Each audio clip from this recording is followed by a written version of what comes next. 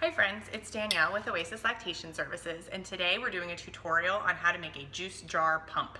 So this is for moms who are really engorged or moms who have some pain or damage to their nipples and they need to get milk out of the breast and the pump just really isn't going to work for them.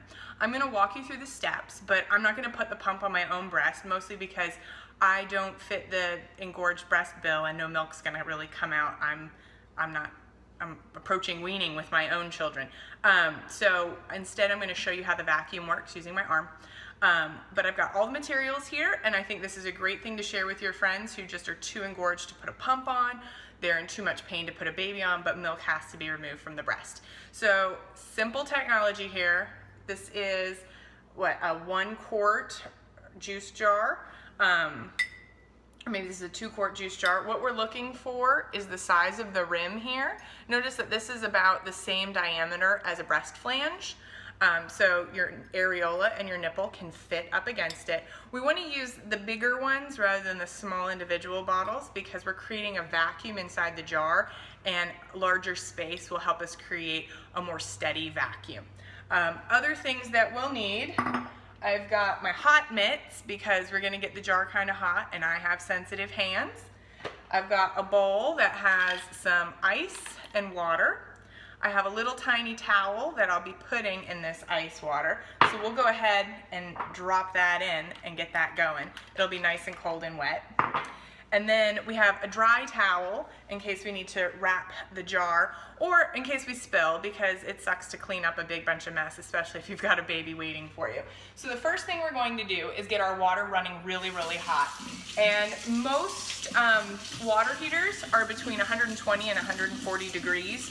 Some of you may have turned your water heater down because you have kids. 120-degree water is going to be just fine.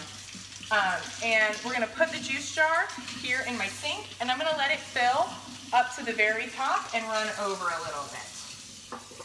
So while we let that fill, I'm going to dry my hands because we have this great towel. I'm going to test it, and it's pretty hot. And my first go round, now the jar is warm, I'm going to dump that because it's just not hot enough.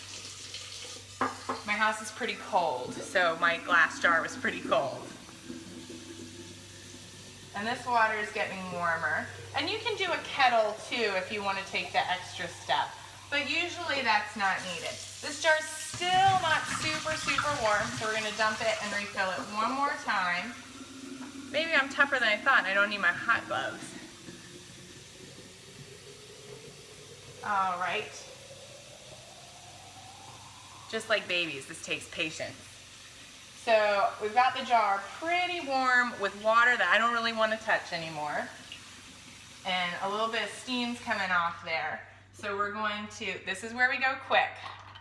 We get the washcloth with the cold water ready and the hot jar. And we're going to dump this right down the drain. And I'm going to cool the lip just a little bit because I don't want to burn myself. And you can put your nipple right into the jar and some suction's going to start to form. I'm going to sit mine down. I'm keeping my arm on it. I've got my cold towel and I'm going to begin to cool this jar. And the faster the jar cools, the more suction is going to be generated. And so I'm keeping a good seal with my arm in the jar, and I don't know if you can really see it very well, but I'm starting to feel the suction where my skin is being pulled into the jar.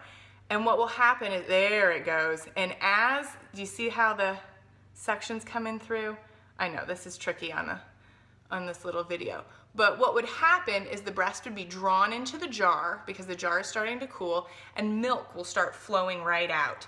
So this is great for engorgement, especially when you just can't get that pump on or your nipples are damaged and you don't want to put the pump on. And you're going to hear the suction pop. See? And that's how to make a juice jar pump. So be gentle with yourself. Don't burn yourself. Make sure to have a cold towel to rim the edge. Work quickly because we're doing the transfer of temperature. It's the temperature change. It's the heat cooling down. It's that hot air. And hopefully you can fill a little bit of milk in the jar, and that's safe to give to your baby because the jar was clean. It doesn't have any juice residue. You can run it through your dishwasher if you want to first. This is a great way. Some women can get out several ounces of milk if they're very, very engorged. And some women, it'll just be enough to take the edge off so you can get the pump on or get the baby on. So we always want to avoid engorgement to begin with, but it does happen. We always want to avoid nipple damage to begin with, but it does happen. So now you've got this high-tech juice jar device that you can use to put up against the breast, create a little bit of suction, pull out some of that milk without damaging the nipple, or if your pump is not, if an electric pump or a manual pump is not working for you. So thanks so much, and remember to share this with your friends, like us on Facebook, and keep following for more videos.